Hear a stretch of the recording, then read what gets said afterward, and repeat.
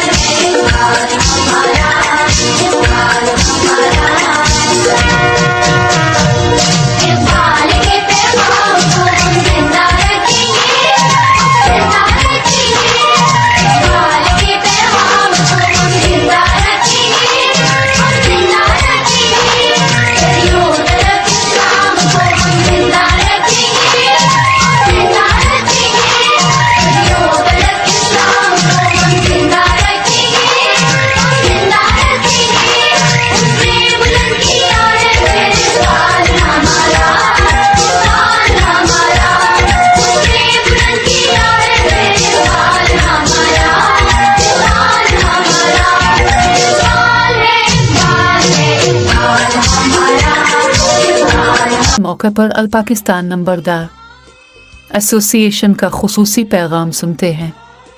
अल पाकिस्तान नंबरदार association Pakistan भर के नंबरदारान की नुमाइंदगी तंजीम है। एसोसी की 8 ज़ैली तंजीमें हैं। इसके अलावा 8 वेबसाइट्स, 2 यूट्यूब टीवी चैनल हैं।